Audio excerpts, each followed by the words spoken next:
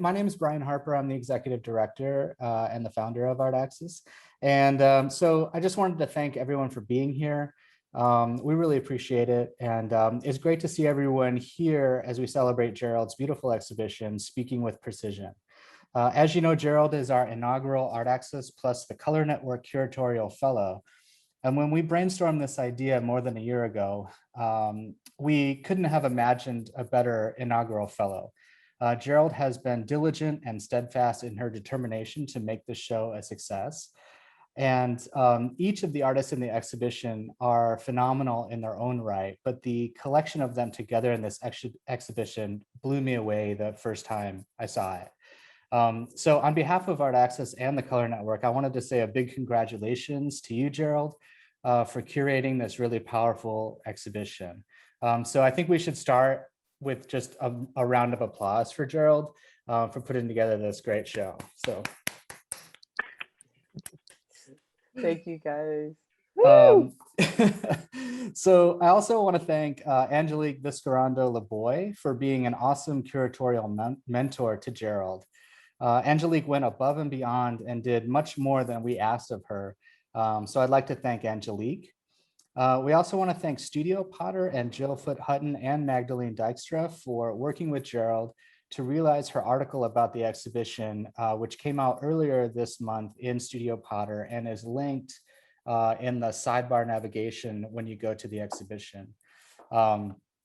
So an additional thanks goes out to Magdalene for agreeing to have this conversation to kick off the opening reception as soon as I'm done talking and I shut up here.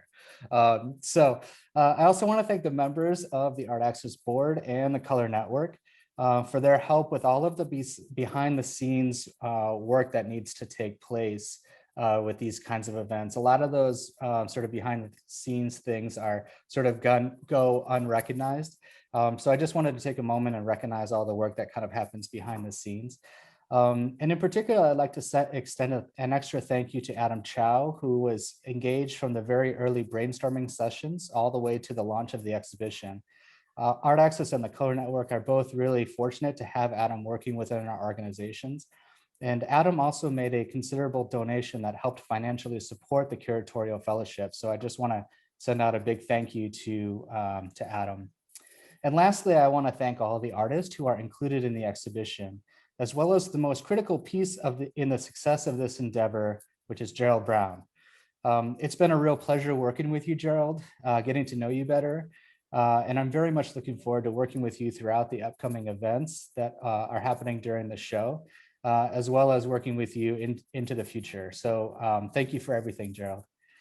And with that, I'd like to just turn this over to Gerald and Magdalene, and they can take it from here. So thank you, everybody. I appreciate y'all being here. Thanks so much, Brian. So we'll just jump right in, I guess. Totally. One quick thing, I would like to just name the artists. Some of them are here today too. Big thank you to Aisha Chantal Bryant, Syd Carpenter, Daniel Alejandro Trejo, Donte J, and Leonor Marion-Landais. You guys have been my friends way before this project, and each of you know how much I really, really rocked with your work from the moment I met you. So, you know, this fellowship is about uplifting someone young of color to do, you know, amazing things. And I couldn't think of, you know, not wanting to emulate and spread that same kind of impact in the artists that I chose. So thank you guys for being my friend. Thank you guys for rocking with me and believing in this very crazy vision. And, you know, this is only the beginning. So I'm really excited, but I wanted to name you guys. And, you know, if you want, you can turn your camera on and wave, but if not, I see y'all anyway. Awesome. Well, I wanted to start out by asking you, Gerald, to talk about the title of the show and how you came to that as the umbrella for all these artists to be showing their work. Man, sometimes with language and writing and thinking, you know, it's kind of like a collage process, right? You cut a little bit here, you add here, you take away. And when I was thinking about doing this show, you know, a lot of times when I've worked with, you know, curating. I usually start with the artist. Like I'm inspired by the artist of the work. And then I'm just like, I want to work with this person and this person. And then I see an overlapping thing and I run with that. But, you know, abstraction has always been on my mind for a while.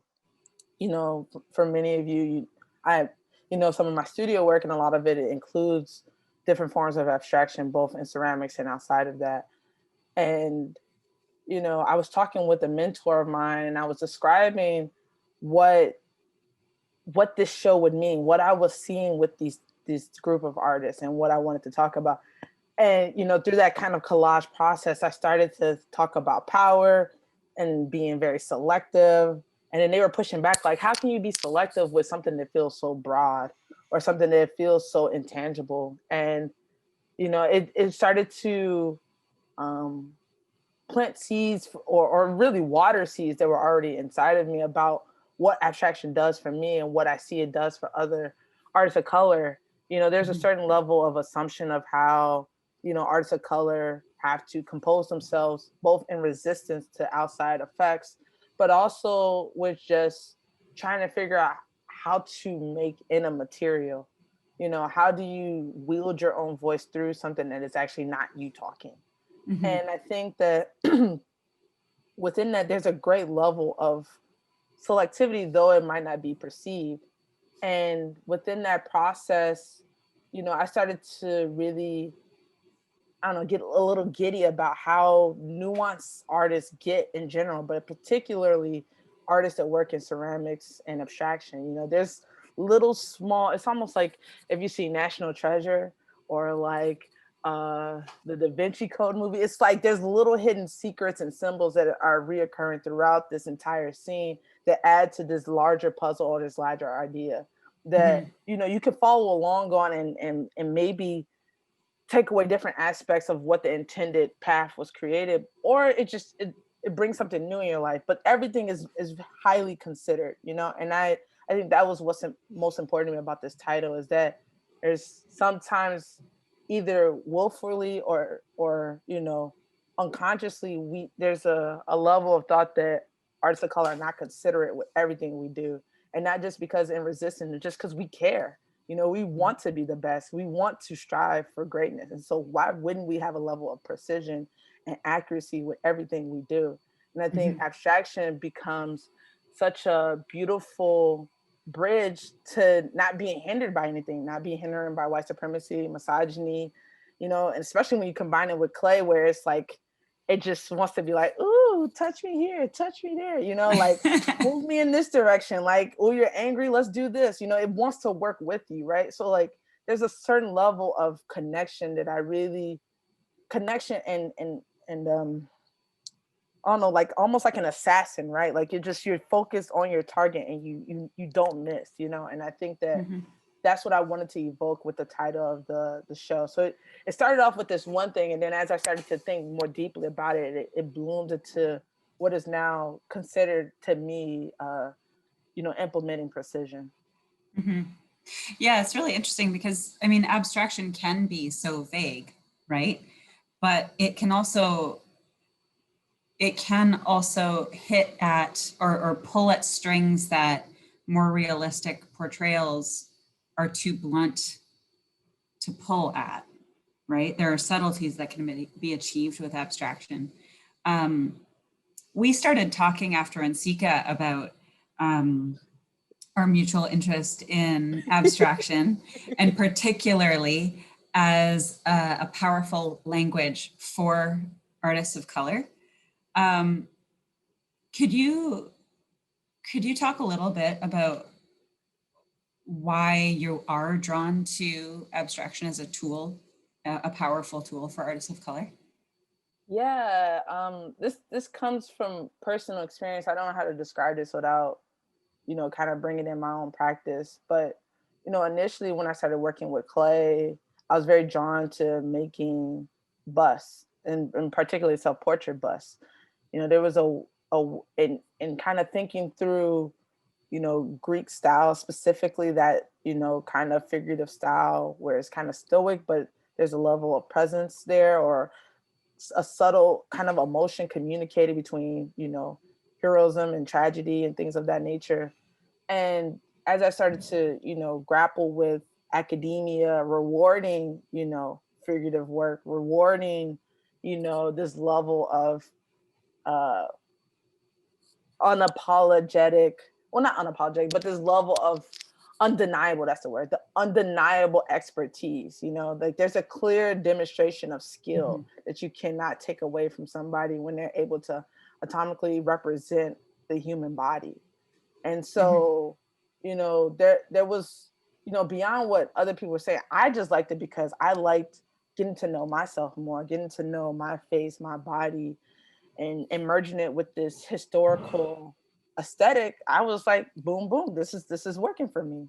But, it became so overwhelming with that academic celebration or that performativity that comes with, figurative, and not saying that figurative is bad, is more just like, those are the things that you contend with.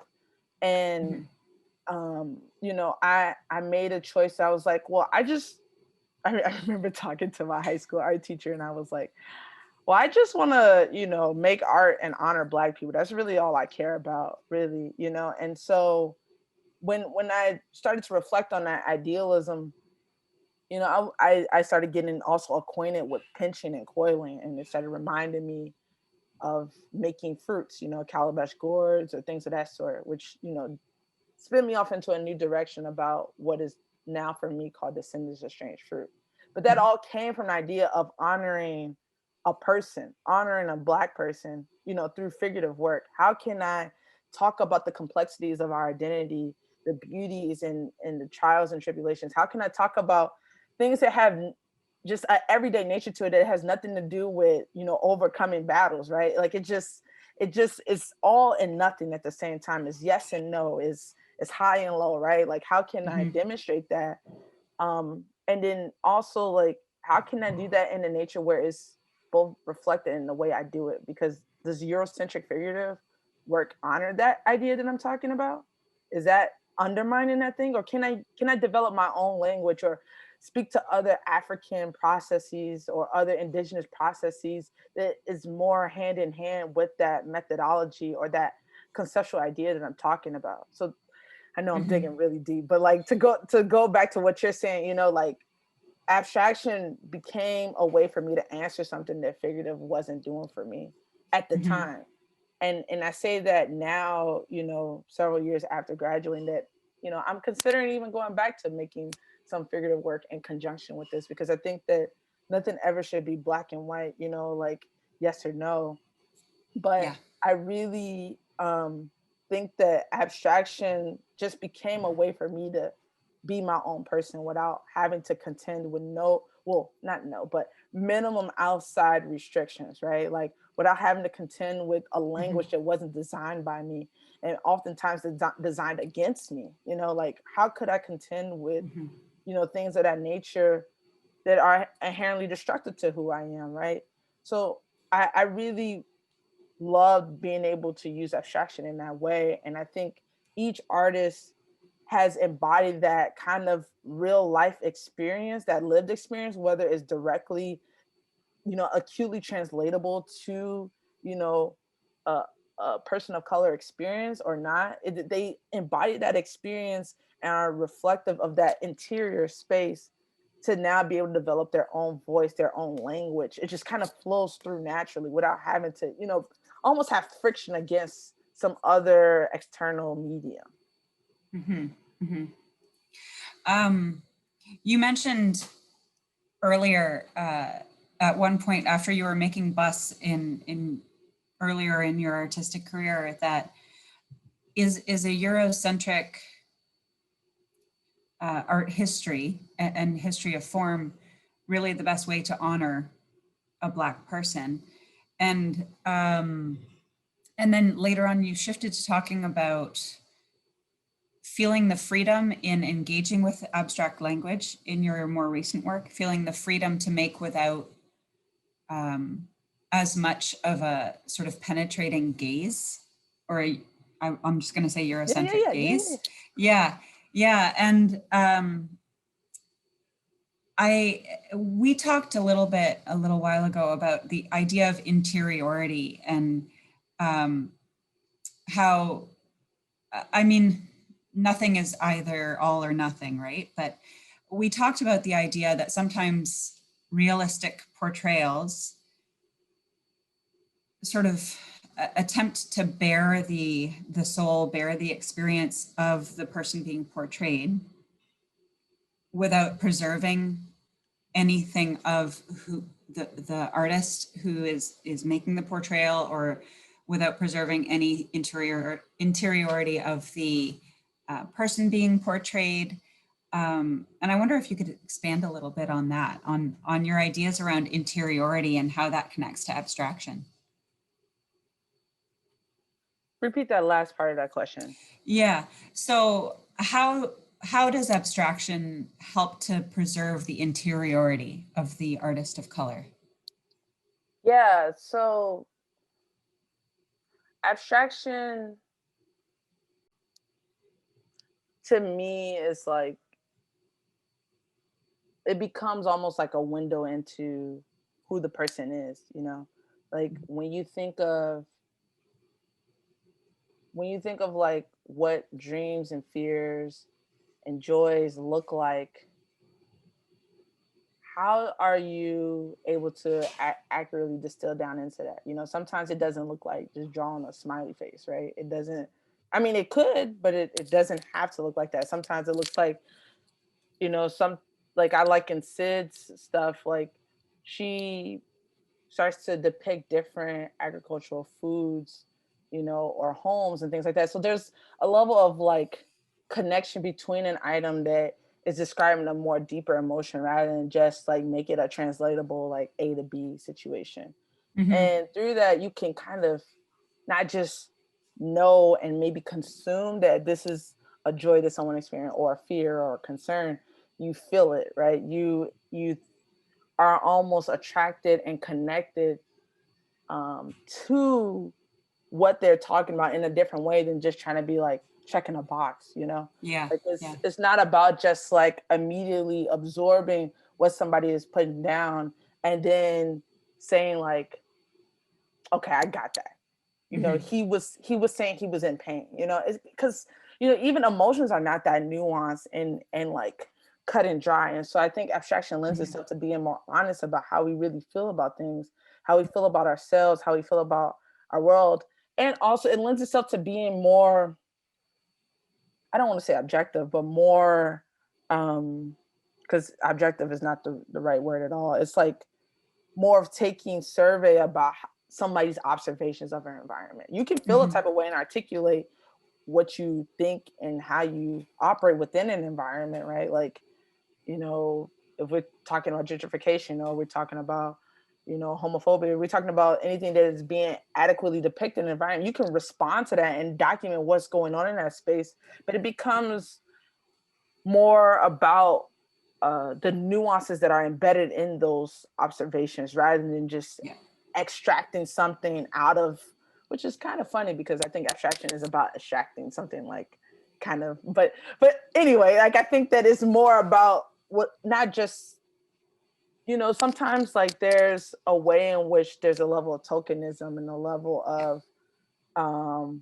kind of desire to be like, this is exactly how somebody's going to feel in this exact moment, right? There's a level of like assumption in that way, and abstraction takes that, I think it pulls a rug from that, you know, like you're not just going to walk away with like, this is how an equation works and from A to B, you're going to get this kind of thing. It makes it much more realistic and honest in that depiction that lends itself to you actually getting to know somebody. And it becomes like an even playing field between you and that artist, or you and this idea that you're grappling with, right? It's not like you're up here trying to receive and be like, okay, I grabbed this from what you said, but more of like it's a dialogue, so to speak.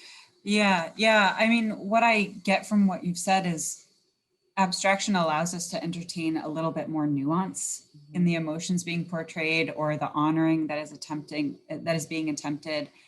And maybe even can just ask questions as opposed to illustrating a conclusion that might not be the accurate conclusion, right? Like if we try to depict, if an artist is trying to depict this one component of their being, it's an oversimplification because none of us are that one component of being. And so, yeah, what I hear you saying is that abstraction can entertain more of that nuance. And actually something that just personally I've been thinking a lot about is the work embodying the meaning as opposed to illustrating the meaning. So instead of creating a picture that tells you what I want you to get from this picture, I'm interested in abstraction as being able to embody what it is to be a person. And these particular people, Aisha, Syd, Leonor, Donte, and Daniel, right? What is it to be these specific people? Which I think would be really challenging to do in a realistic manner. So in talking about that, and actually in response to a question that popped into the chat, and I just want to encourage you all to put responses into the chat, ask questions in the chat. So Faith put a question in the chat about how did you choose these artists? Specifically, I'll read what Faith has said. Mm-hmm. How can you have a conversation or show about Black abstraction and not feature one Black artist without a degree? You've included a non-Black artist before including a Black person who doesn't have a degree. Why is that? And is this curation or reflecting who you know? And there's a question about classism there. So just to boil that down, to start chewing on that question, I wonder if you could tell us actually, one by one, what drew you specifically to these artists? Like, what is it that you appreciate about Aisha's work, Syd's work, etc., Leonor, Donte, Daniel? I'm not going to say etc. They deserve more than that. No, totally. And definitely to, maybe before I jump to that, I want to like maybe answer more specifically to some of Faith's questions. You know, this show's, I don't know if I misspoke earlier, but the show is not actually about Black abstraction. The show is about ceramic abstraction using different artists of color who tackle the ideas through their work. I personally didn't want it to just feel like, which I have no problem with, like as many people who know on here, I'm very, very in love with being Black and love Black people. But, you know, to me, I wanted to, one, like show different ways artists of color think through their own identity processes through abstraction, to just show it's not just Black people who can use abstraction in this very acute way.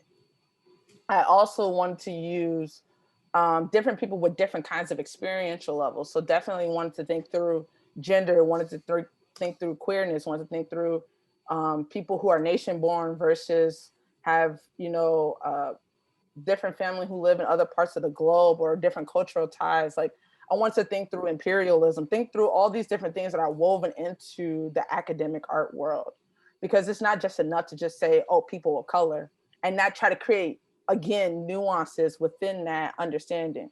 I definitely do agree with you. Like that's something I'm always working on, is that because I chose to take this academic route. Like, you know, for me to make work, I chose to go through the academia, and I definitely understand how that is a blinder and can be a privilege. But one thing that I definitely tried to do was think of people who are not in the quote unquote limelight, right? Like people who use their work in different nuanced ways, and it's not just about, which is nothing wrong with that. You know, a lot of my friends here on Zoom or people that I genuinely admire, the professors in different locations or whatever, and they had to work to where they are. But you know, sometimes people don't always, you know, use their artistic practice in that deliberate way. Like, I'm going to be a professor, I'm going to be a studio artist, you know. You know, one thing that I love about my homie Leo, who is from Philly, you know, and I wrote about in the work, is that they really are and heavily connected to their practice being self-serving, you know, like where, the ways in which they're grappling with internal mental health ideas or things going on in the world, that is a deliberate connection, you know. And I would say most artists try to use the art in a therapeutic way, but I really want to highlight Leo really, really hones in on that. Like that's when they come to the wheel and they assemble these pieces, and the way they, you know, use the colors of the dots as well as the surface to talk through the vibrations of experience, or like how grief is making them feel, or how like joy or anxiety, you know. So I did try to like think about who is in this space, you know, who is being celebrated, right? Like my homie Aisha, it's funny how we met. I will say Aisha got good dance moves. But you know, the way like each artist, I've gotten a chance to have one-on-one conversations, and talking with Aisha, we talked about how family is really important to them, and how thinking through that experience of different Black, Caribbean, different cultural ties of food and ideas flow through their work, you know. So, and I could go down the list, but I don't want to be repetitive and things, and I want to think about your work. But I do think somebody told me, was like, you know, to curate is to care for the work. And I never felt so honored to have this fellowship, because to me, that's what I feel like I live by, is to care for people, to care for the work. And to your point, Faith, like the care never stops, right? Like the care of who is in the room, who's not in the room, what is the communication of the ideas, how is that being embodied? You know, that care never stops, right? So like I definitely own that. But I think that for me, this show was important because I don't know if abstraction and clay really gets the highlight like it should. You know, to me, it's like the underdog of the superheroes, right? It's the one you depend on but don't really call on initially, you know? Like I think it's the one that pushes figurative to live up to what it's supposed to be. It pushes other materials to live up to what it's supposed to be. And I think that's what I wanted to do, on top of talking about how artists of color really have wielded it to be a very acute weapon. You know, it's like, I love Greek mythology. It's just a small fun fact, you know. And I was reading this one book, and it talks about how celestial bronze with a different kind of, you know, metal can both work on mortals as well as Greek gods, right? So to me, ceramic abstraction works on both people, right? It is the deadly weapon that can work on everybody.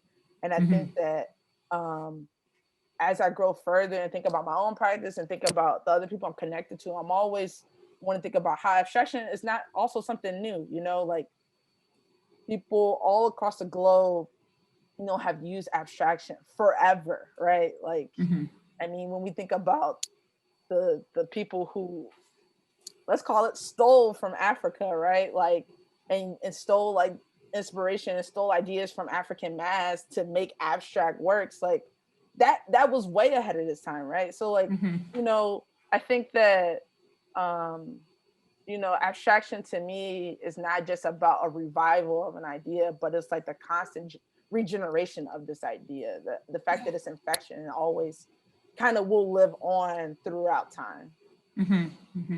Yeah, I think the way you, just jumping back a minute, the way you talked about curation as caring for the work, I think gets at the idea that curation is as much an art form and an art practice as an art practice. And so before we leave Faith's questions, I want to thank her for pushing, because no art practice or curatorial practice can continue to grow, which is what they have to do without being pushed. But I do want to say, like, just as with an art practice, curatorial practice doesn't arrive fully formed, fully matured without any issues to chew on some more. So I just want to say thank you, Faith, for a tough question.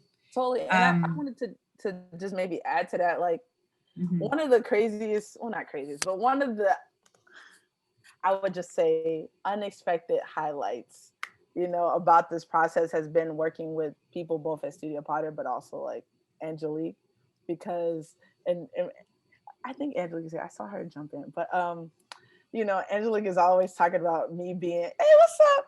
Always talking about me being very clear, right? Like being very, very like particular and no pun intended, very precise with what I do, right? And you know, Angelique, who's a person who does have experience and does work in clay, but also works primarily with artists all the time. I understand how artists can be very like, you know, like very beautiful, very painterly, all those things. And you know, one thing that I'm very proud of, and I'm probably never gonna like let go, is that as somebody who wants to get more into curating, I'm gonna always hold on to that painterly side of me, that artist side of me.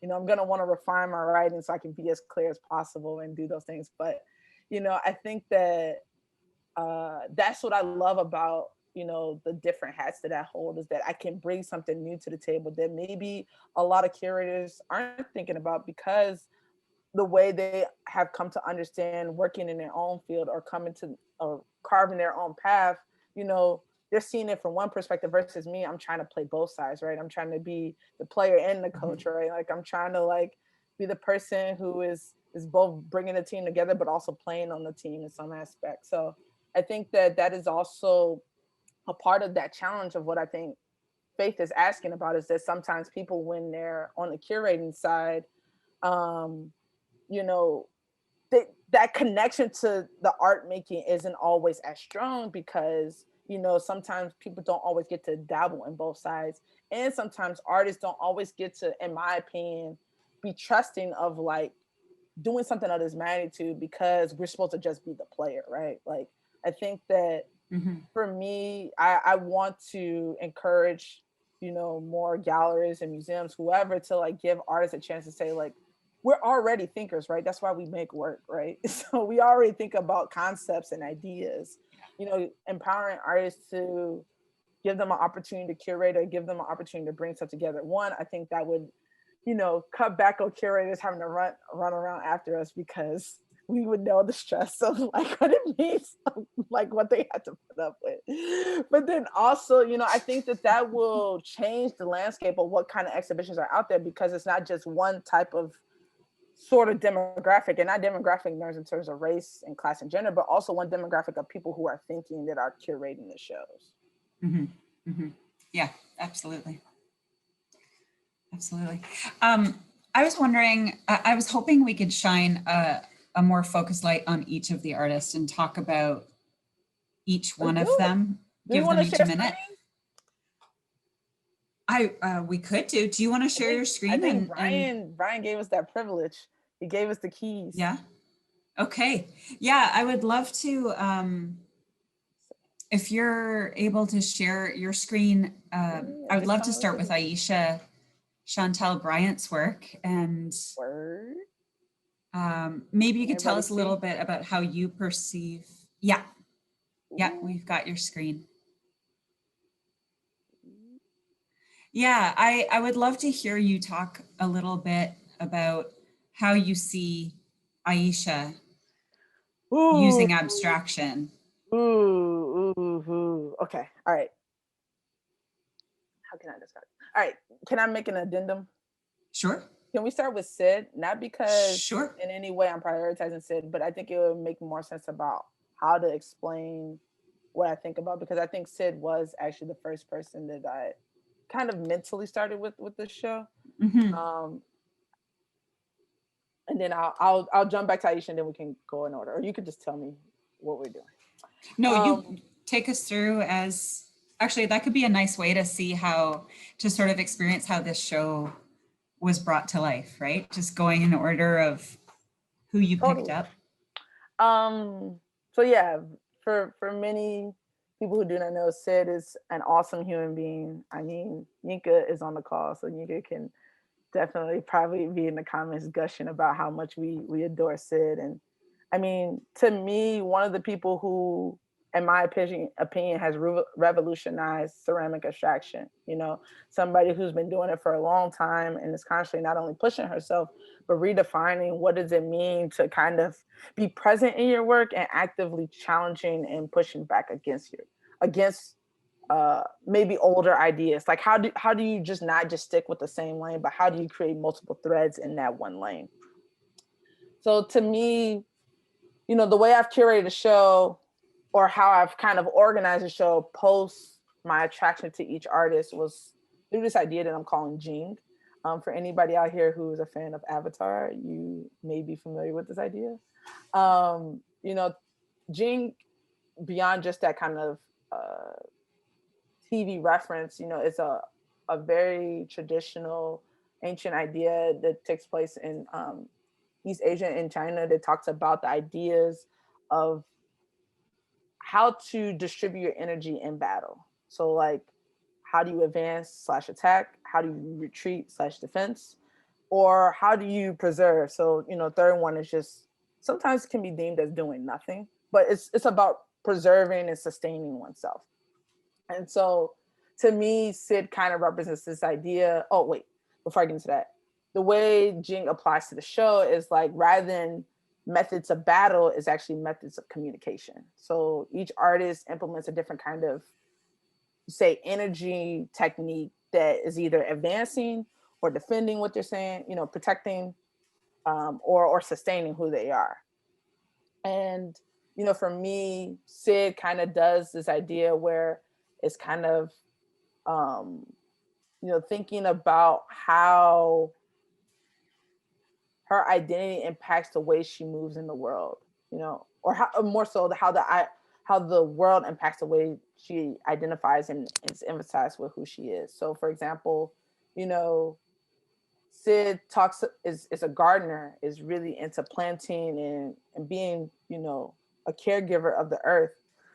Excuse me. And she, in her work, often highlights and talks about not only Black people in this country through the Great Migration, but also Black farmers. And through that process of being connected and making work or coming in contact with those type of people, it affirms who she is. So it's almost like the energy flows backward. And well, not backward, but inward, right? And so for me, I really enjoyed looking at Syd's work because there's a clear sense of like small things that you pick up on, right? Like you're like, oh, is this like a fava bean or a black-eyed peas, or like, you know, this is a clothespin, this is a fence. You know, you start to kind of slowly dissect what things remind you of. And you know, for some people, it becomes like a homage to home, right? Like you're like, oh, I know this looks like something that my grandmother would have, or this is something that, you know, a relative in this way. And so it becomes this way to see something out in the world and feel affirmed by that. And that's what I really enjoy about Syd's work, because these are actually these two series are actually portraits of other people, but yet I feel like I see Syd in them, you know, and it's because of that shared experience, that shared history through symbols, ideas, and food, that you kind of really get to know Syd and get to know the people that she's honoring. Mm-hmm. Yeah, these are, and just so people know, like I tried to choose 4 works that not only represented the ideas that I was thinking of, but are kind of, in my opinion, a little bit of the underdogs, like that of some of the people's work. Like I feel like some Syd's forms are often like very familiar to these two, but I really, really enjoyed this one. It's on the wall. Like I really love how you know, it's this monochromatic black, and it kind of feels like it's all blended together, but yet there's the way the light hits it, you can clearly distinguish what is what, but it's only because of the light, you know? Yeah, yeah. So who was the next artist that you knew you were going to curate into this show? So the second one I would say would be Donte. Mm-hmm. And this more so like the way I'm talking through these things might not necessarily be the exact representation of how I came to know each person, but more of like how I became secure in the idea that I was working in. Mm-hmm. So after I was thinking through Syd, you know, Donte, I feel like reflected a very similar energy, but in the opposite direction. So like thinking about different experiences at home or like his childhood, thinking about who he is in the world, especially a person that loves questions and unpacking how things work and ideas of that nature, you know, I felt like he took what was a part of his circle, right, his bubble, and then used that as a mechanism to understand and challenge the world. So it's now going outward compared to like Syd, it was more of going inward. So like hers was more an abrasive effect that empowered who she knows herself is. His was more outward, that kind of was more of an interrogative thing. Like it was like constantly questioning what is going on, like how things move both tangibly, like in terms of actual function, like an arm does this, you know, but also like a little bit figuratively in terms of like social systems that impact the way in which people move on a day-to-day or understand themselves in the world. And so for me, I really love, and you can even see within just those, like these two artists, the ways in which color plays a really huge impact in like what they're talking about, right? You know, it's not like it's, I mean, there are some aspects where it is monochromatic, so you can see like very strategic, like this is going to be this color and the light is going to change. I mean, change the way the piece looks. But I really love how, you know, I was talking to Donte, he was saying how the way rust or aging appears, you know, machines oftentimes are designed to avoid that process, right? To avoid the ways in which time is eroding and knowledge is gained, right? Like, or experience is gained. And I really love how he's adamant about reflecting that process. Syd's choice in color is more so, I'll just jump back real quick. Is more about reflective of skin color, reflective of like roads and agriculture and the way like fruit and beans look, and you know, so the ways in which color are also subtly embedded into the fabric of that symbolism. But for Donte, I really enjoyed how oftentimes, like when I'm looking at these, I'm like, what would this have been a part of? You know, this cog in the machine, what would this have done, right? Like, what would this have provided for humanity, or inadvertently cause a disadvantage in humanity, right? Like, I think that my favorite part about his process that is also reflective in the product is the machine versus the hand. You know, like Donte is a wheel thrower, and so a lot of these are composed of parts, you know, kind of assembled together, and then you see this different entity, and so it's like the hand has to work with the machine, but the machine often has to work with the hand or like work against each other. And so there's, you know, oftentimes machines are supposed to be a replacement of the human hand, but yet he brings those two together. Yeah. And I find that a really intriguing manifestation of what he says in his statement, right? Talking about the loss of humanity, and then putting that phrase from his statement together with some of his titles. It's quite compelling. I'm like, this is low-key my favorite one. I'm not supposed to have favorites, but I just love, similar to like Syd's, you know, with sculpture, I often gravitate initially to pieces that are freeform, so they're, you know, kind of sitting on a pedestal because they take up their own space. But I don't know, between the last one that I talked about with Syd, and it was on the wall, I'm finding there's might be a pattern with me in wall situations. Wall work. Yeah. Even though I really struggle with making my own wall work stuff. Maybe it's because I'm gravitating like, this is done really well. Yeah. But I love these forms, you know, like I said, these are a lot of times all like coming from the wheel or altered from the wheel.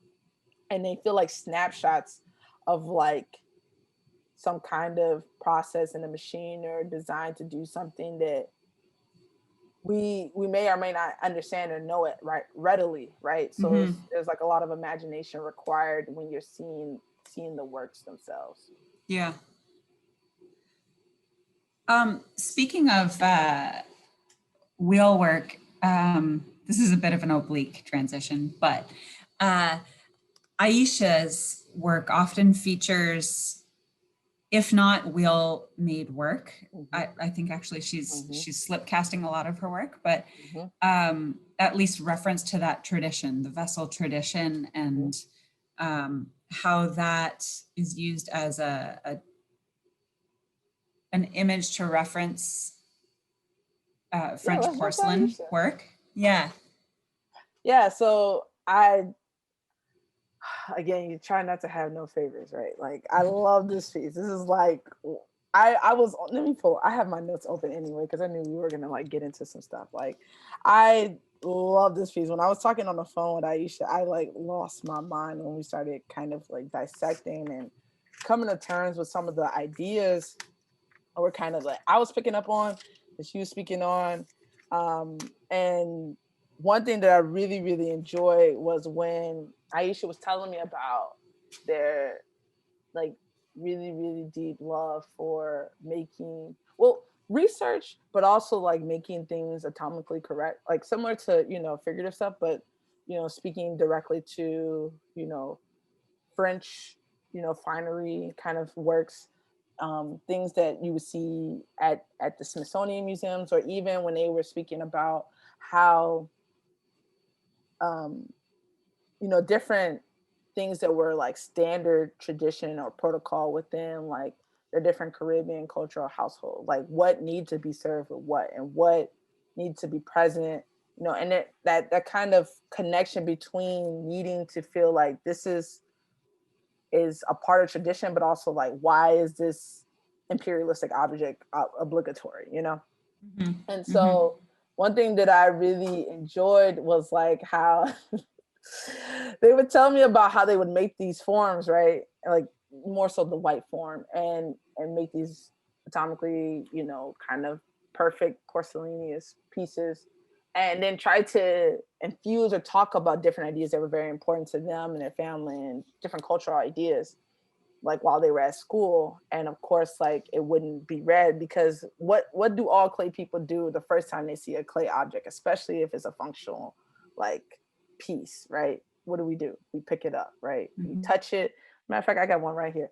You pick it up, you flip it on the back, you're like, what does this do? You're just like handling it, right? Like, and that is something that I genuinely, you know, love about art material compared to any other one, because, you know, I can't feel comfortable touching a wood piece, you know, or a metal piece. But in ceramics, there's a level of comfortability that we've just kind of inherently adopted, where like art is accessible to me. But the flip side of it, where it is almost, not almost, it is detrimental, is like when an artist is presenting ideas that are talking about a sensitivity or a consideration, that is completely slapped to the side, because we are just like, this has to do this, right? And, you know, when I was talking to Aisha, they were saying like they physically had to make the object untouchable, right? Like unapproachable. Like they had to disrupt and make the work abstracted and impacted. So then that way it almost intervened that material familiarity, right? Like that immediate sensation to want to grapple with something that to me feels too similar to a lot of experiences of people feeling familiar to touch Black people's hair, or like touch their skin, or like different things of that nature. And I really enjoy these pieces because, you know, white is often supposed to feel like this dominant thing that we love and we observe, and it's like this thing, but it's being dominated in this work, right? Like it's being you know, really, really checked in a way that I have never seen a French Savine checked like that, you know, like, and I, in my opinion, like, you know, the ways, I'm trying to find the notes, man. I should have had the page open, but, you know, one thing that I really enjoyed about Aisha, and I speaking on another topic, is like this in-between space where often people of color are supposed to be like this backdrop, right? Like stuff is supposed to be laid on top of us, right? We're supposed to be in the background, things are in the foreground. But like the grappling of with the almost the reverse, right? Like, you know, we are not static, we are actually in motion. And that's exact, like Aisha wields the power of ceramic chemical glaze technology to capture that idea, right? Like the porcelain piece is actually frozen. We are not, right? Like the porcelain piece is actually the background. We are not, right? And there's like this level of movement in this object that kind of captures a moment in time that I think is only, and I don't know much about other materials. I don't want to say only, but like I think it's captured very well in ceramics because glaze does move in the firing, right? Because ceramics moves in the firing process. Yeah. Here, I'm gonna jump back out so we can see all the work. So, and I like how the iterations of the piece that is supposed to be frozen, right? It's like, you know, kind of imagined in different ways, right? So you have like this kind of outline version of it versus this is a whole solid opaque version, right? Like even the imagery of this, like you kind of can see it, but it's like a decal imagery that you can kind of see. It's like what is flowing on top of what is actually taking up space versus what is actually reserved to the back. Yeah. Something that really caught my eye about Aisha's work is and several of the artists' work, but particularly there is her use of titles to give us a window in to contextualize. And on that note, I you know, another one of the artists included who uses the titles to give us that window in is, you've been calling her Leo, so I won't say Leonor again, but I like Leo lives in Okay. Philly and we've been friends. Like a very small anecdote, I fell in love with Leo's work, this piece in particular, when they were getting their MFA at Tyler. And I was a senior at Syracuse, and you know, God bless the Instagram and the internet because you can see whatever you want at any given moment in time. And I just loved the way these forms look, and I was just kind of coming into my own about how to make work that didn't look like it derived from a coil pot, which is nothing wrong with coil pots, but you know, when you're learning, coil pot is essentially the initial step of learning how to kind of hand build. And I just loved their work, and I saw them in person. I yelled at them a little bit, but it wasn't like I was mad. I was like, oh my gosh, you're Leo and you make that great work. And they were like, I have no idea who you are, but yes. But yeah, Leo's forms often kind of have this, not often, they have this beautiful texture well, my screen is a little fuzzy, sorry guys. But like, you can see this heavily layering both of color and these dots that create the form itself. And in my opinion, I kind of attribute it to the car cover effect. You know, like when you put a cover over a car, it's like you can kind of, it hugs the form enough where you see like, oh, this does this and this is this, but you still like kind of mysterious about like, what is it exactly? And that's what I love about Leo's forms, because like this color or this thing is just like uniform across the whole thing, you know? Yeah. And so you're like, what is underneath there? What is exactly this thing? Like, is that this like wing of a butterfly? Like, what is this thing, right? And I love that curiosity.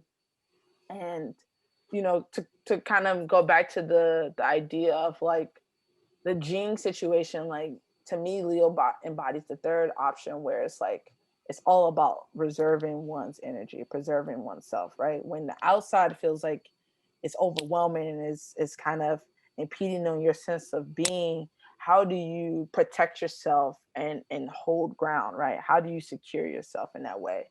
And I really love how Leo really kind of taps into that moment with the works, because you know, they start off with an idea, like the emotion or the mood, and they use like the color, the base color, to kind of tap into that.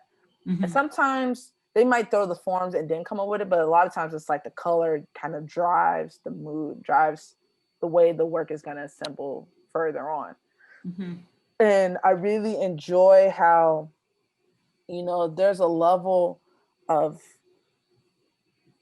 protection that they create between themselves and the audience, you know, because of that idea of preserving oneself, right? So it's like, one, the work is made specifically when they need it, right? Like it's to resist or push back against something that's going on in the world or in their life.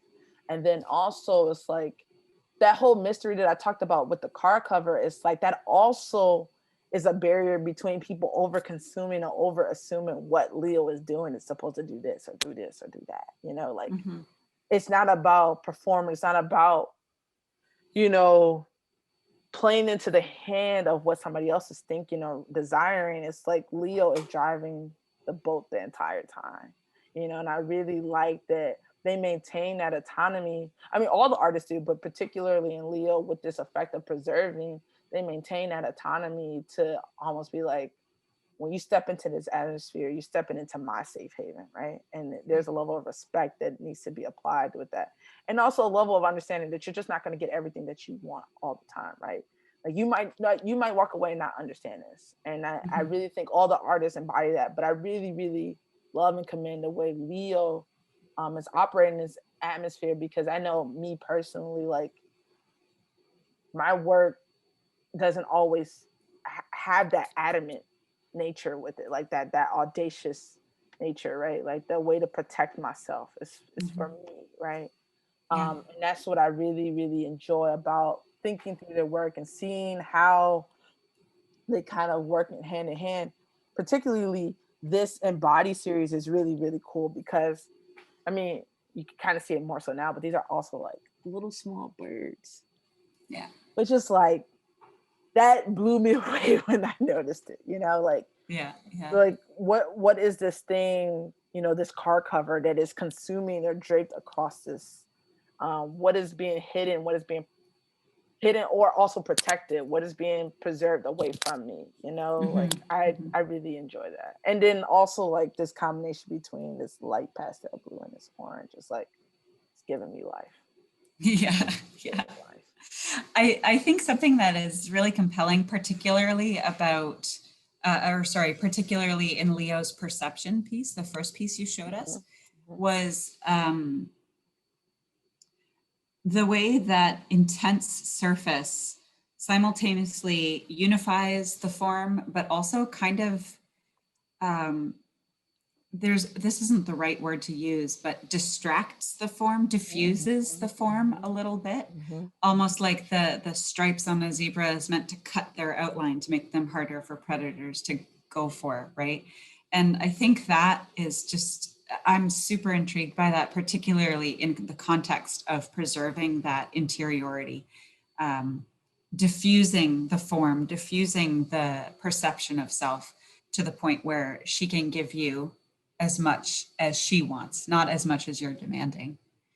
And now that you mention that, that feels very, very akin to Aisha, right? Like when we're talking about that flow of color and glaze and this vibration, right? That is almost, like you said, to kind of like contest and be a defense as well as a weapon against, you know, predatory ideas. But also it's like a dare to be bold, right? A dare to be like present, you know? And I think that sometimes, you know, even not to keep jumping back to my work, but like sometimes like when I work with clay, it's like, how do you include the material, the color of the material and the color at the same time? And sometimes you don't, right? Like sometimes you just jump one way to another. And for me, I just jump all the way into the boat of red terracotta, you know? But you know, what I really love about Aisha and Leo is that like the way this dare to be bold and assert exactly how they want the colors to be present is like, there's no level of like fear, you know? It's like, this is exactly what I want. This is exactly who I am. And it's in this bright, bold, vibrant way that doesn't, you know, it kind of alludes to some things in reality, but it's not about that, right? It's not about it being easily recognizable to something that you are associating with, you know? Yeah. I think that clearly relates to Daniel Alejandro Trejo's work. Yeah. I mean, even in the way, both in the way Daniel colors the actual ceramic components, but certainly in the way he's photographing the work. Yes. And I'm really interested in the incredible boldness, as you've been saying, in the presentation, but also there's a real reservedness as well about these forms, these sort of amorphous, they're simultaneously fairly quiet as well. They're not pointing out into space. They're gently like oozing through the space. So all the artists I met in real life prior to the pandemic and hung out in some kind of way in real life prior to the pandemic. Daniel is the only one I have not. But Daniel and I have gone to be really, really close friends pretty much the entire pandemic. And we've been texting and checking in with each other and been like, make sure you drink water, make sure you get rest, like little things like that. And I've really, really enjoyed like really getting to know Daniel. And one of the things I really liked about some of the things he's discussing in his work is that, as we were mentioning before, there's oftentimes the atmosphere of it needing to be like either it's too direct and representative or it's too abstract and you can't really pin it down. And that's why I really kind of like some of the titles, because it kind of brings you back into that middle space, right? But then also when you're in that binary between yes and no, it lends itself to being really hard for you to kind of convey some of those nuanced details. And so, when I'm talking to him about the ways in which, he mentions how, I'm blanking on words, but how oftentimes with safety, with different identities, both being a young brown Latinx dude in a conservative town in California, and queer, there's oftentimes you have to prioritize safety above everything, the safety of your family, safety of yourself. And like we were talking about before, that boldness and that ability to be audacious is taken away from you because you're trying to think about the ways in which violence it permeates everywhere, right? Like the way in which friends are dying or the ways in which, adequate resources are being taken away. Like, how do you stand out and be proud and bold in a way that feels safe, right? And so one thing that I love about his work is that the idea that you need to be almost ambiguous is nasty, right? Like, because when you're too bold, it's unsafe, right? But like, so it's like pushing you to be ambiguous, right? But he flips it on his head where ambiguity becomes a weapon, right? So you can be able to say more and and you can overflow this thing with nuances without having to put a finger on the nose of like, this is exactly what is going on, right? And that's what I love about the works, right? There is so much information in this piece, right? Like the fact that there's this stark yellow against this blue background with this very specific, title. It's like there's so much information, but you can't pin it down. You can't wrangle it, right? You can't assume and be finger pointing and things of that nature. And so in that way, he can become as bold and audacious as he wants to be, as well as preserving his own safety and pushing back against the system that is trying to constantly tell him to be more conservative. And that is like, I tell you, all these artists, I'm like, that's one thing I will say is like that I've enjoyed is that these artists have been friends. I've really enjoyed getting to know them on a very personal level. Like, now not just friends, as colleagues, as work people, like really, really valuing and getting to the root of like why we make decisions, right? Like why we stand by work and we like put up with bull crap, right? Like it feels, my body up with joy to be excited about, each one of these artists and what they stand for. Not only because it's a lot of what I stand for, but it's like one of my mentors says like artists come up with problems that we need to solve. Like we come up with our own problems that we need to solve, and I think that allows us to be as inventive as we want to be with each time we approach a situation or how each of us approach a similar situation, right? So like, I'm excited about all these artists because they're all approaching a very similar topic, a similar situation, but in their own unique way. And they're doing it, they're killing it, you know, like, and again, not to re-emphasize, but like, you can't get more precise than this, man. Like, this is crazy. Like, I just love how he makes these choices. And also, like, you know, he takes it a step further when he makes, you know, these pedestals, right? Like, there's a very particular choice. Like, he could just create a rectangular box, right, to uphold these pieces. But there's a certain level of design, both in functionality but in aesthetic, that is very reminiscent of the exact forms themselves, right? Like, it's ambiguous of functionality but intentionality at the same time. Yeah, yeah. Wonderful. Well, thank you so much for putting together this really stimulating exhibition and telling us a little bit about what it is that drew you to these artists. No, thank you. I got a question for you. Can I do that? Yeah, sure. Yeah, like, how does abstraction, why is abstraction important to you? Like, I think that's also why it's really cool for us to be in conversation, because you yourself work in abstraction. And, you know, before we even got a chance to talk about, you know, my show, I was already really in awe with your work. And like, thank you. You know, I was essentially talking to you in this, and then I was like, oh, wow, we should like actually be friends. Like, you know, why is it abstraction important to you? Well, honestly, you know, reading the article that you wrote for Studio Potter and your curatorial statement, you identify it. You have already said it. It's a way to present self while preserving self. It's the audacity to take up the space that I have a right to take up without allowing for a penetrating gaze that I just don't want to entertain. Word.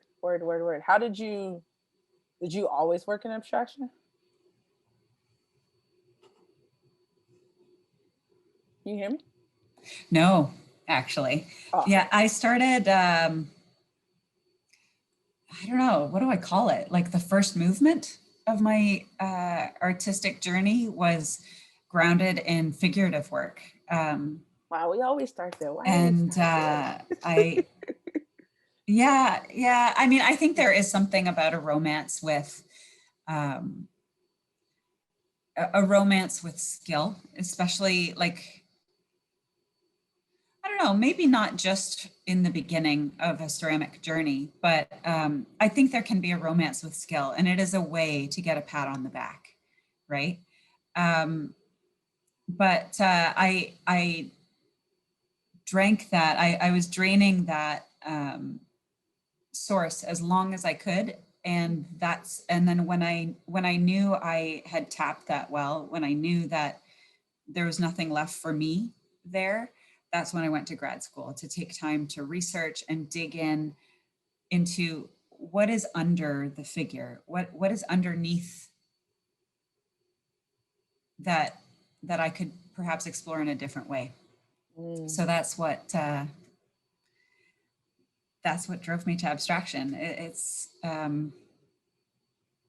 it's a way to identify being present, but also identify being the feeling of being anonymous and the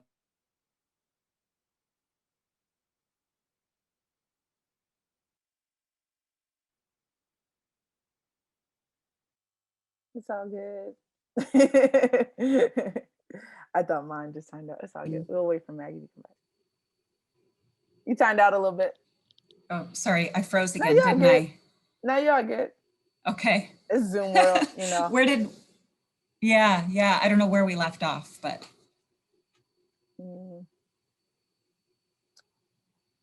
It's all good. I think that we were just kind of wrapping up about like tapping into that well, and once you like kind of went to grad school, like kind of pivoting in that dynamic. Yeah. And at the risk of repeating myself, what I was saying was when that figurative well started to dry up, I needed to spend time in deep research to figure out what was underneath that figurative work that I'm truly still engaged with. And now what I'm realizing is what I'm really interested in exploring is the tension between being seen, but also maintaining some invisibility. Ooh. Yo, wait, yeah. put that down. Yeah. So taking up the space that I want to take up, asserting that I have a right to be seen, but not in any way that would ask me to bare my soul to anyone I don't want to bare my soul to. So.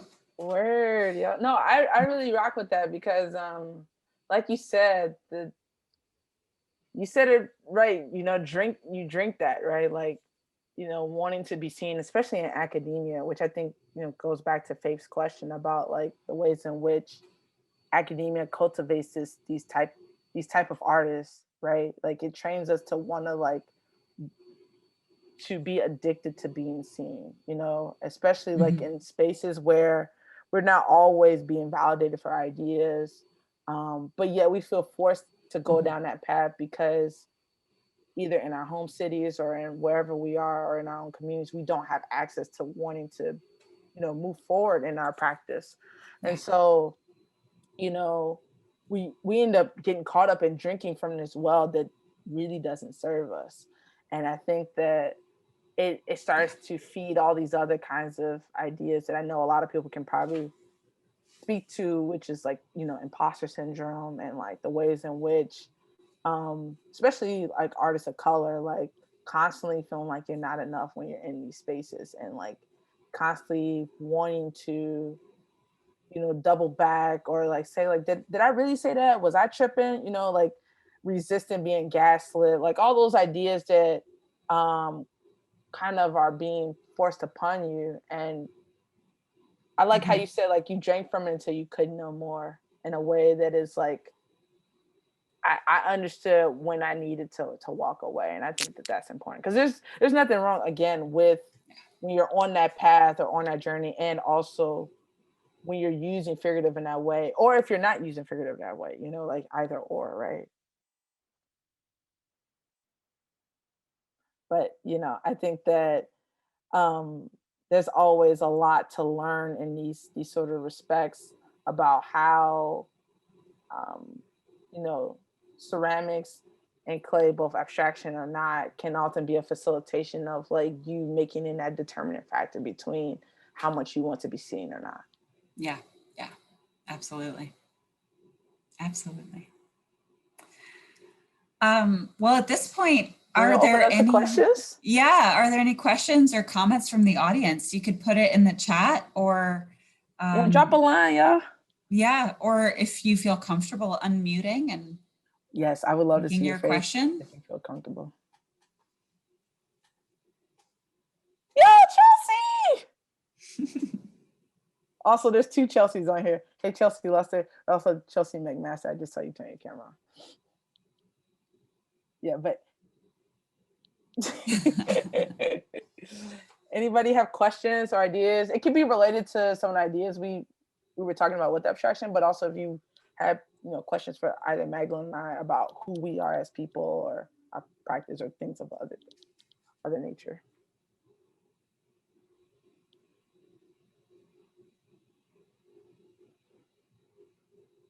We don't bite, I promise. Well, I have another question while people think. Magdalene, do you work in other like practices outside of clay? Yeah, I mean, I see it as connected. I've been working on a Works on Paper series, which is behind me. But even in that, I'm using materials that are of the ceramic family. Like I'm using materials that are pulled of the earth to reflect on that relationship and connection to the earth as home and family. So, I mean, it's works on paper, but it's yellow iron oxide, black iron oxide, red iron oxide, clay that I dig up in my garden. Oh, that's what's up, yo. Yeah. Digging up clay never gets old. Oh, Chelsea, you got a Definitely. question? What's up? Yeah, your glasses look great per usual. Oh, thank you very much. I would actually like to throw this out to both Gerald and Magdalene. If so, both of you said that like you started out with more figurative work and then moved into abstraction. What was that process like? Did you just jump right in, or was it like a step-by-step kind of thing? That's a great question. I think from the outside, people saw me just jump off a cliff. But that was because as I was starting to step closer and closer to abstraction, I was sharing less and less of the work because I was walking in a little bit of darkness. I needed to find my way. So, but the truth of it is my move to abstraction took many small steps. I started by fragmenting the figure even further and trying to investigate how little of a person do I have to depict to show a person. And at this point, I've landed on a fingerprint. So it was a slow process, even though from the outside it might have looked like a cliff dive. I had like maybe like a more definitive in between process. So as I mentioned, I was, you know, when I was learning ceramics, you know, I started off in Wiltering, and you know, I started the series that my mom's on the call to. She'll love this. It's called the Jigaboo Styrofoam Cups. It was like an ode to a Kendrick Lamar lyric that I really liked. And so I was already kind of combining figurative with throwing. And then I just pivot off into making busts. And then as I started to take less throwing classes and take more hand building classes, the process of coiling really just reminded me of, you know, making, like, I really love calabash gourds, like these beautiful forms that often would, you know, articulate stories and ideas, but also would be instruments, you know, be different forms of vessels to store water and food and things of that nature. But also, you know, the gourd has more, you know, nation side roots, like the drinking gourd, right? Follow drinking gourd, or like, and as I started to follow that lineage, I started to think about fruits, like, oh, like a strange fruit. And, you know, the in-between period was I had kind of made a bust and then kind of severed it, and because I would make busts like solid and then cut it and hollow it out. But in the process of cutting it, I'm not gonna lie, I was rushing for a crit, and it was soft and it started to collapse. But, you know, as the saying goes, you got to make lemons out of lemon. I mean, got to make lemonade out of lemons. And, you know, when I was kind of working, I was already kind of working on making fruits. And then I was like, okay, what if I like was able to alter these to this ceramic bust to be parts of a fruit, right? Like a watermelon rind, right? Like, how can I communicate some of those details? And that was like the in-between period between figurative and abstract. And then from there, I was like, well, I just don't need the bust no more now. And I just started, because the way the severed head started, I was hand building on top of that. So I was like, oh, I could coil and do stuff like not related to a bust, but also kind of related to a gourd.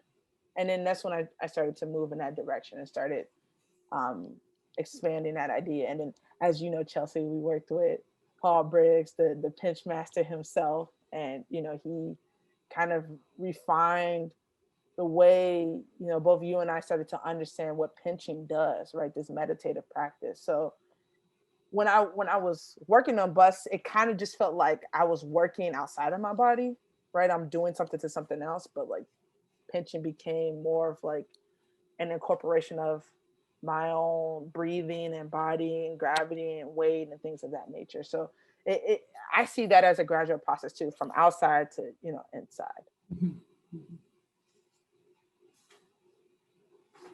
Good question. Thank you. Anybody else? Any other thoughts or comments?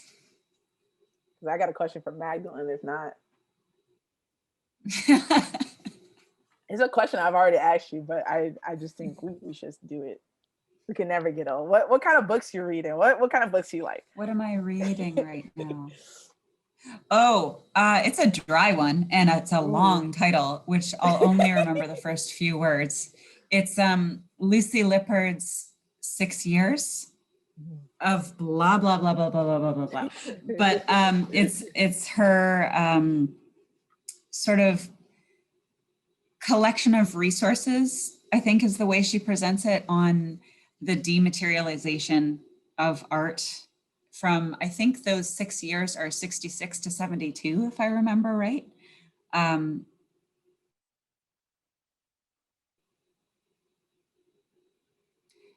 I think I froze again. No, I oh, okay. Yeah, but it's looking at strategies and the resources, or it's a collection of resources looking at the strategies used by conceptual artists in that time period. That's what I'm reading right now. Very cool. But the stack of books on the bedside table is getting taller and taller. Honestly, how about I have you? a problem with reading, like buying more books and not reading at the pace that I'm buying the books. I feel like, again, Aisha and I often talk about how we keep buying more books or buying more plants more than I can keep up with.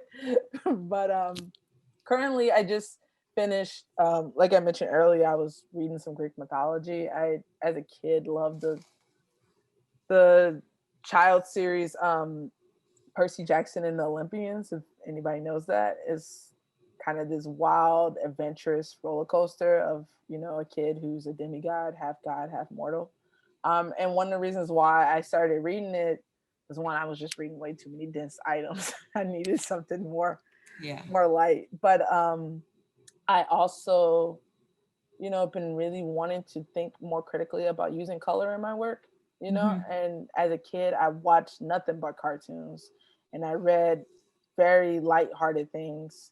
I even, like, I have something right here, like in the ode to doing that, I started buying little toys, you know. I don't know. Oh yeah. Like something that's fun, and you know, toys often are very playful with color. So I've been trying to incorporate more of that. I see a person I would like to be friends with, Jonathan, on the call. Like he uses a great deal of color. Yes, like very seamlessly with, you know, the color of clay. And I think that for me, I've been trying to tap into that with more things I read, like trying to be playful, trying to use ways in which, you know, thinking about larger ideas don't have to be weighed down by monochromatic ideas, which I don't think necessarily lends itself to that. I don't think people initially take that away from my work, but I also want to be adamant about not creating that unintentional parallel that, like, serious ideas equal monochromatic colors, you know?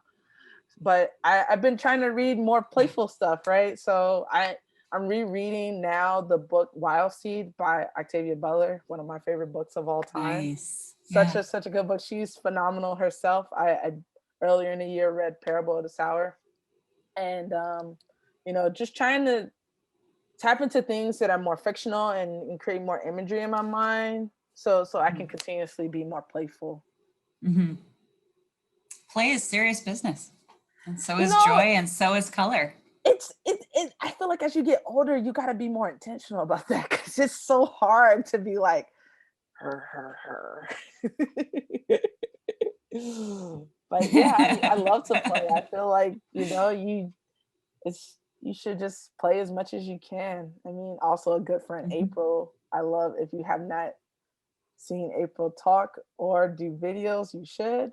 April did a really cool talk for Nsika, and I just love how playful she is and kind of describing her practice. I think that play is so important, not only with, I'm just going to shout out all my friends now, I'm sorry. Like, play is so important. I mean, like, even with Angelique did a show, I forgot what's the institution, I think it's in North Carolina, called Sleight of Hand, where all the artists in there were using humor and imagery and play to talk about serious critical ideas, you know, like like my friend Salvador and Talia are in it. So I think, play doesn't inadvertently mean absence of seriousness or absence of criticality.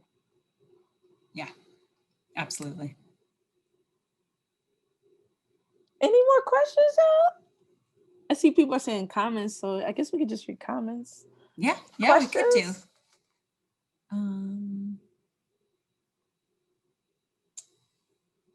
Where are we? Oh, Thomas Mueller said the phrase ambiguity as a weapon in regards to the last artist. I think that was Daniel. It's beautiful and thought-provoking. Jonathan said, I love the idea of being seen versus unseen, taking up space versus protecting oneself.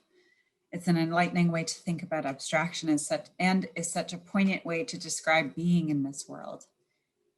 We got a thank you from Avi, very informative and inspirational. Thank you, Avi. Oh wait, I think we have. Yeah, we have a question from Amanda. So she says, so much of the conversation has been talking about abstraction in contrast to specifically figurative work, which seems to be an important aspect of this show. But I think there's also something interesting about abstract work that is representational versus non-representational, or sometimes somewhere in between, as with Syd's work. For example, bananas, representational, so something that can be immediately recognized in Aisha's work versus the less explicitly representative forms Daniel makes. Forgive me if you feel like you've already spoken to this, but I'd love to just know how you're thinking about abstraction in that way. That's a really good question, right? Like, it's not, I mean, for me, I think, Amanda, you've already highlighted that abstraction isn't always about not recognizing what we're looking at, as with Aisha's bananas, interacting with those French vessels, those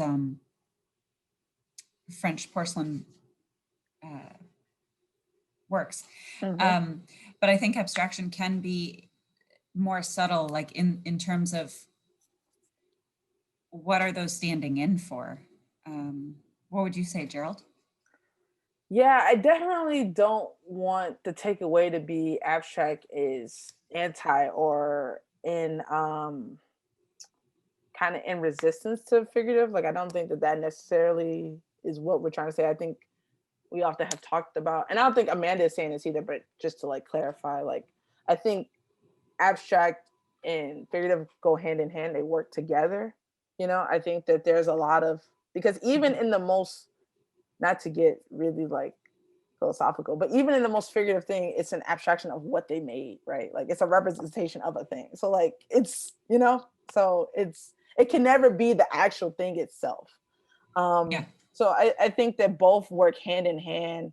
And I do agree that like abstraction often calls on different ideas of figurative, but sometimes the lines in which that idea can be consumed or recognizable, there's like a spectrum, like I think that sometimes colors, can be the conduit of us recognizing or absorbing what the artist is trying to convey more specifically. But I think that, sometimes the artist can be more generous and drop something that's more recognizable, like a plantain or like, a fava bean or something of that sort, right? Like, they can make that choice to be more generous or with that, or be more, I would say generous, not specific, but more generous and intentional about what they're giving you. But, excuse me, in no means does like abstract become, this not necessarily secondary, but like almost like a backseat to figurative, right? Like, I think that oftentimes like figurative is also very intentional about what they do, right? Like, in my opinion, the reason why I like the Greeks the most compared to, as I think about the three levels, like I think about Egyptians, and then I think about Greeks, and I think about Romans. Like, the Egyptians were like very, very like, this is like this, versus like, kind of within this box. And the Romans were like, they were playing soccer. Like, you could just see the muscles and everything in what they do, right? Like, it's very, very dynamic. And I thought the Greek were more in the middle. But like, even within that, like the way they, you know, we're very specific about people's like wrinkles or smiles or enlarging people's hands and things like that. Like all of that is being abstracted, right? Like all of that is becoming very considerable intentional things that are beyond representational ideas or the actual thing is representing, and in a way to convey something that is larger than the vehicle itself. Mhm. Does that make sense? I know I was just like,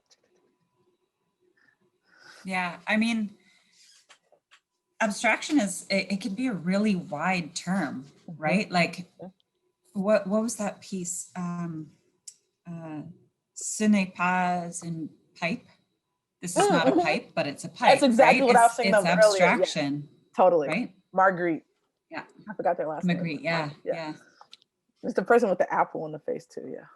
Yeah. It's like the two pieces in art history I remember. But yeah, like, you know, that's an abstraction, right? And it makes fun of the figurative in a way that it's like we are no better, and if not, we are one and the same. Mm-hmm. Amanda, did you have follow up? Did we do it justice?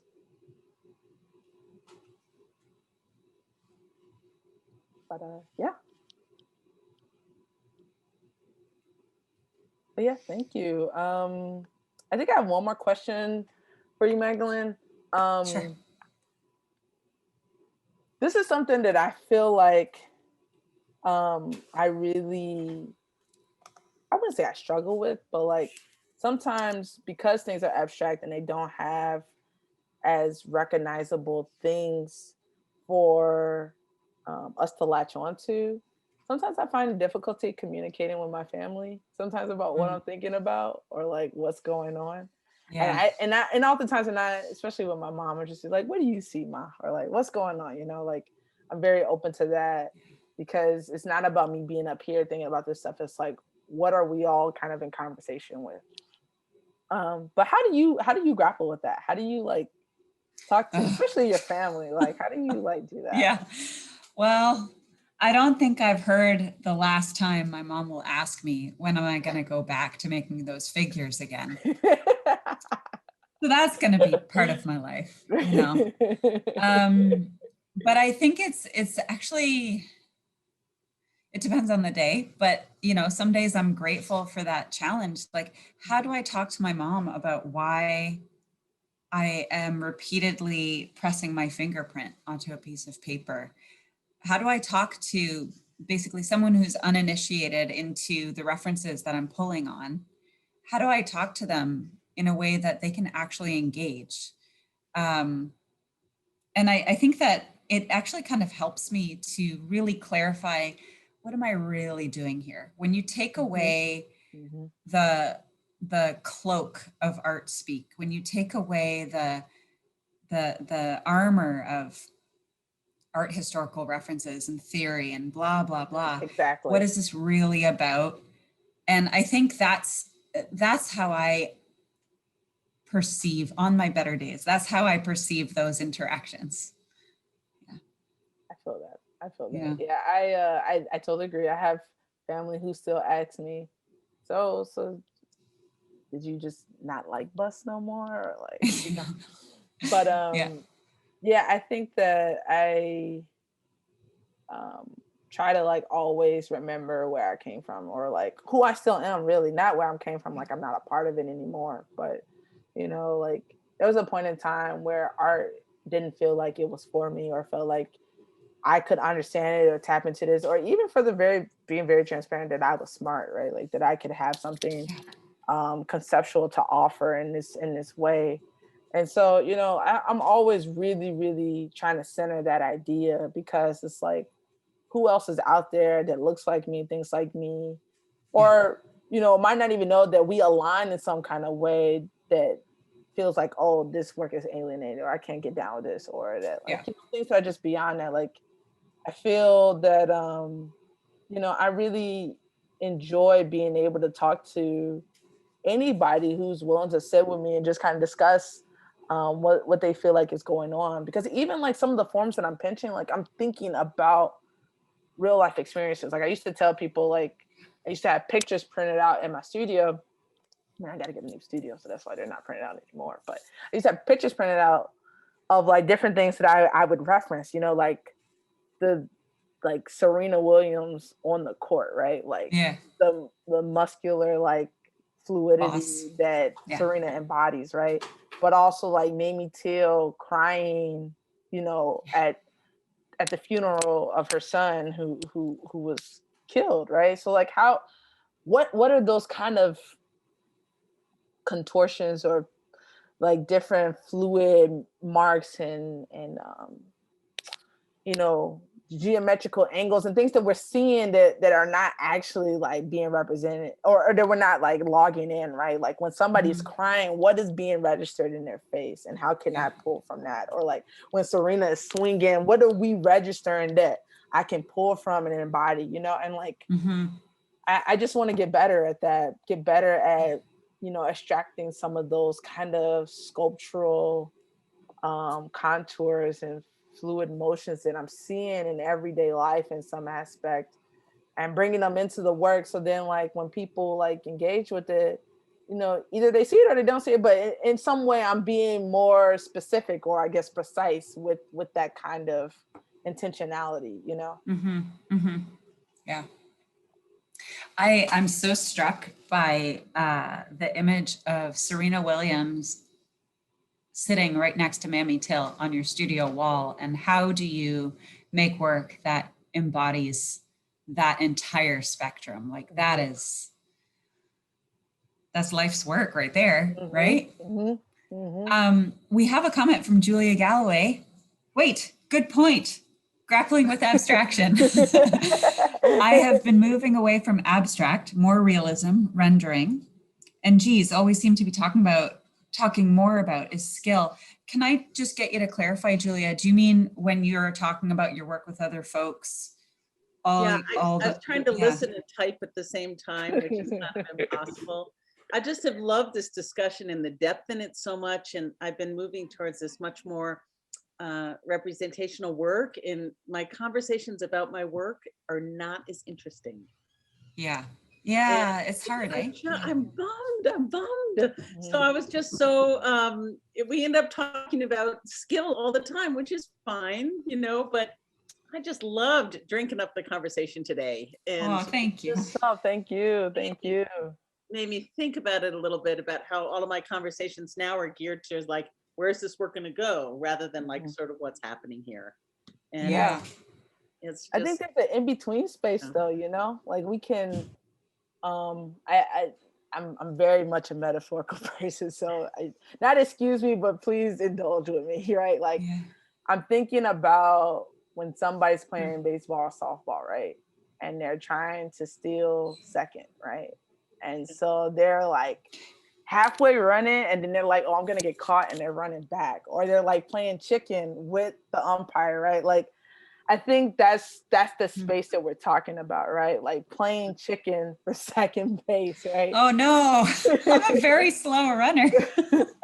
You know, or maybe somebody drops the ball, Magdalene, and you make it to second, right? So I mean, you know, I think that there's a really cool in-between space though of going back and forth. And I think my brother's on the call too, Mike. Like we actually talk about a piece that he has of yours and how like that in-between space of fluidity between something that is representational, but yet still the movement of clay and the movement of glaze abstracts it enough where you're like doing that running situation, right? And so I think that to me, that's where the field is going. You know, it's trying to embody more of those nuances and running back and forth between the two, but also like not getting caught up in, you know, the fear of getting caught on one end or another, right? Like just being like a little bit like rambunctious and restless and like, I'm just gonna go do it, right? And if not, I'm gonna run back, or like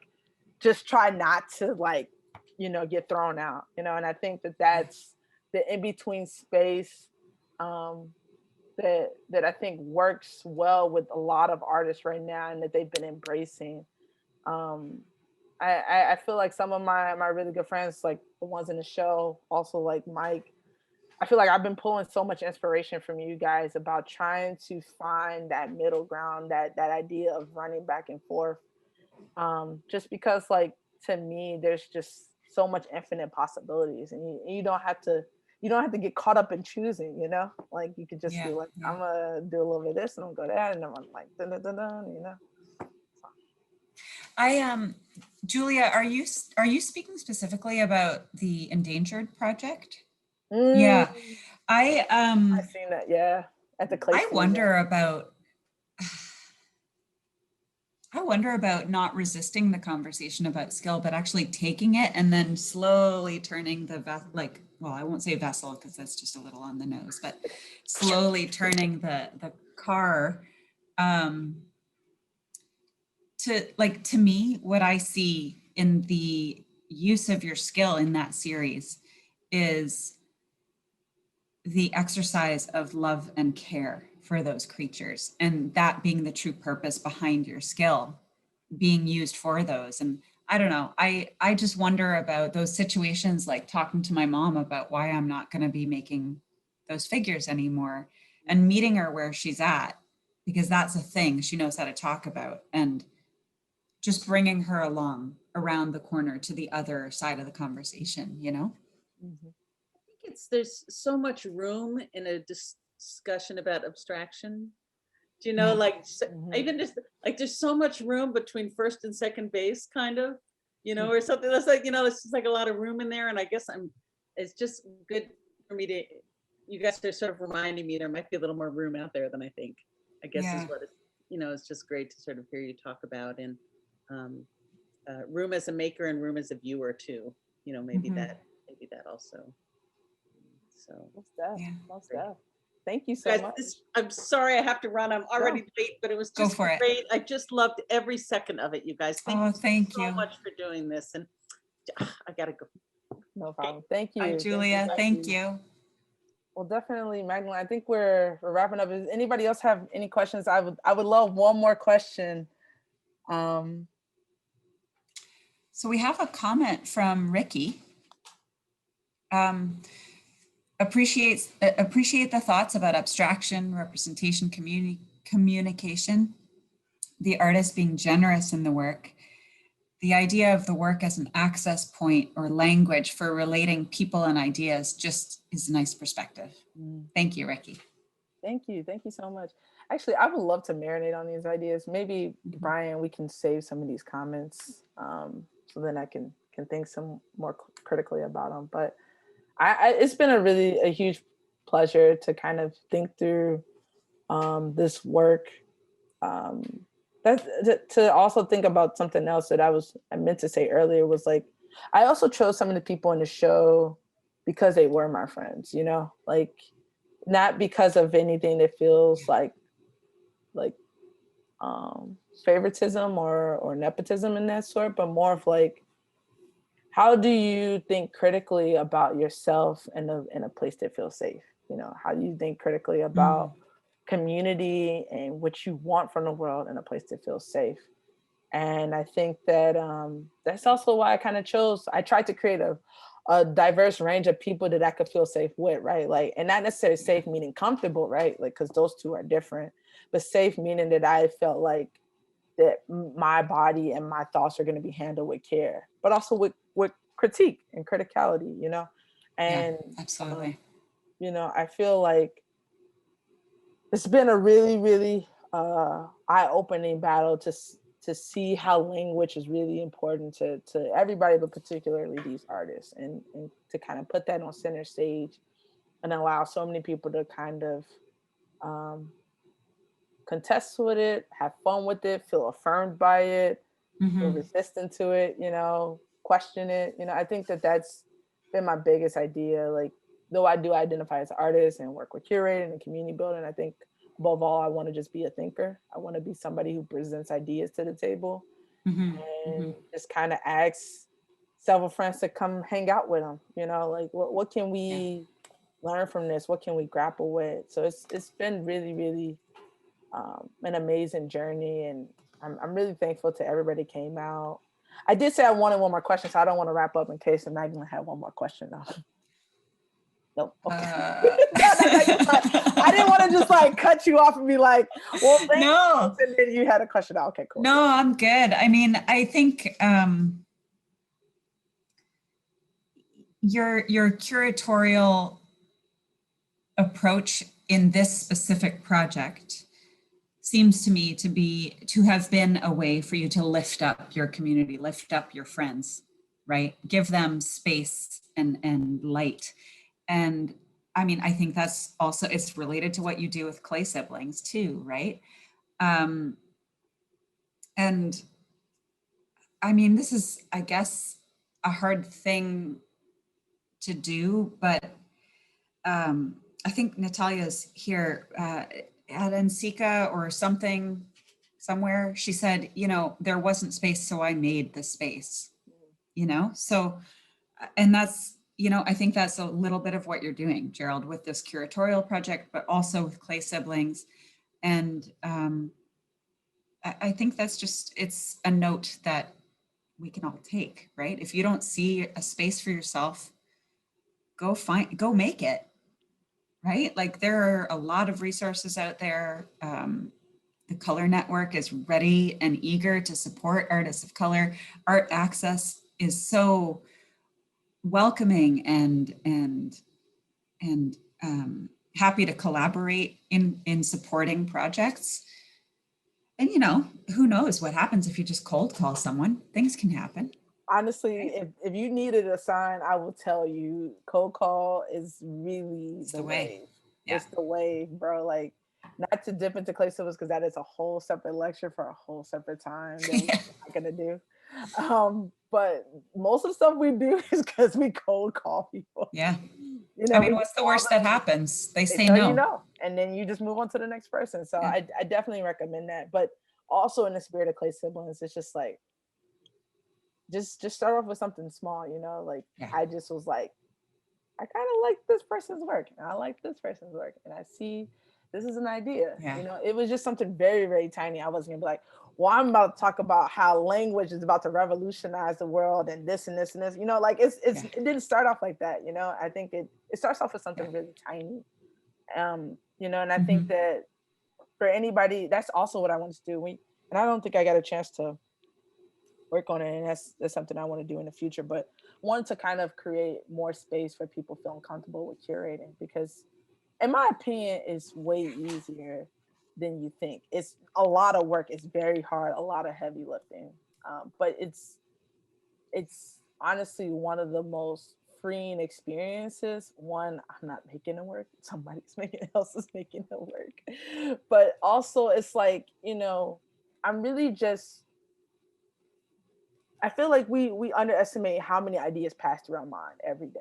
You know, how many things we come across, both when we're on Instagram, when we're looking out in the world, when we're talking with family, how many ideas come across our mind every day. And to me, that's all curating was just me encapsulating one or a couple ideas into this one project. And I think that if I can empower anybody to just be like, I don't know, just give that idea a shot. That's, I think, half the battle of curating is just moving forward on an idea. Yeah. So I definitely think that anybody out there, like, definitely, if you just feel like, I like cats and I want to like do a collection of works to talk about the ferocity of cats, and you just do that, you know, like, I think that, you know, there's this, it's all on, not all on you, like there's this individual thing, because I think that's problematic, but I do think like a lot of the power you have is already, you know, kind of been granted. Yeah. Yeah. Yeah, I've always thought that every time I put together a show, I'd love the idea like of, you know, or like taking your idea and thinking about it and working it through other people's work, you know, because I really think like as artists, we're always thinking about like processing these ideas through our own work, but it's a really interesting exercise, I think, to take that idea and basically process it through other people's work and the relationships that those works have next to each other, you know. So one of the things, this is a little off topic, but one of the things I thought you should do, Gerald, is talk about some of the other things that are happening through the rest of the show. So one of the things I loved, just to clue everybody else in, like Gerald and I had many conversations on the phone and some on Zoom and things like that. But one of the things I always thought was so cool about Gerald's idea with this exhibition was that it wasn't just an exhibition. Like it wasn't just like opening and then everybody goes away. There are a couple other events that are scheduled, and we will be posting those. There's a link when you go to the exhibition page. There's a link that says events, and we'll be putting those there. But Gerald, I don't know if you want to mention that while we have some listeners Thank you so much for reminding me, because I forgot. So yes, I would actually like to kind of point out a few things. Maybe I'll just share my screen one more time, so everybody can see real quick. So as you know, Brian mentioned, I really wanted to give space to each artist to, you know, in some way kind of describe their work if they wanted to, and kind of have an opportunity to talk. So this opening reception, it was just for me to kind of like lay the groundwork of like what I was thinking about with the artists, not to necessarily speak for them, but kind of in my opinion about the work and what I curated, and to kind of hang out with Magdalene. And then the second part, the next half of the exhibition is more dedicated to the artists running the show. So in mid-July, there's going to be a panel with Leonor Marion-Landais, Donte Moore, and Daniel Alejandro Trejo. They're going to be speaking about their work. I'm going to ask some questions. We're going to kind of break down some ideas and choices that they made in their work. Excuse me, as well as talking about their overall journey as makers, and like kind of speaking to not just them as the artist, but them as the human, and seeing what's going on in their lives and how some of that does and does not translate within the work.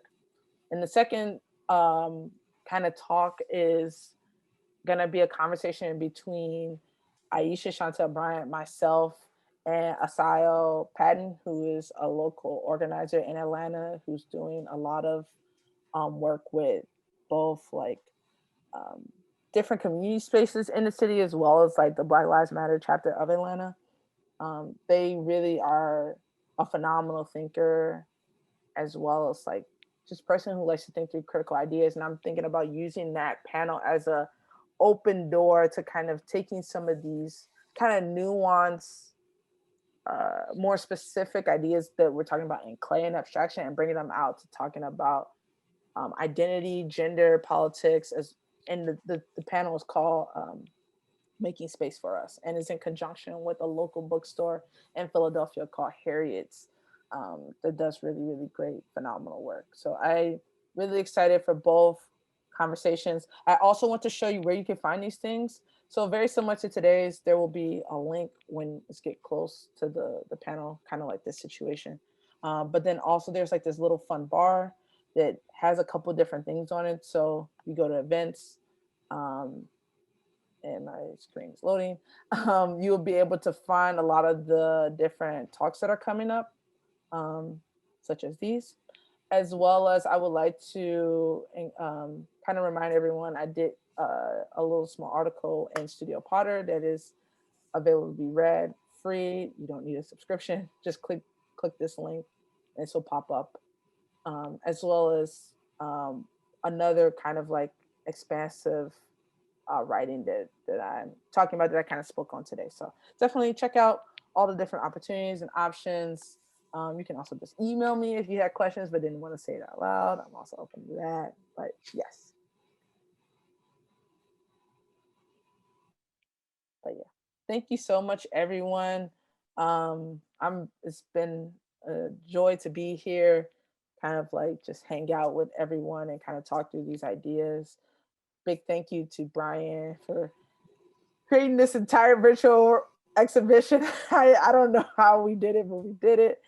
And you know, big thank you to everyone in the Color Network for just the continued support and excitement. Thank you to the artists, and yeah, thank you.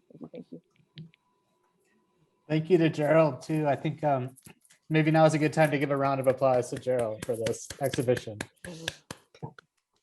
Thank you guys. Thank you. All right, thanks everyone.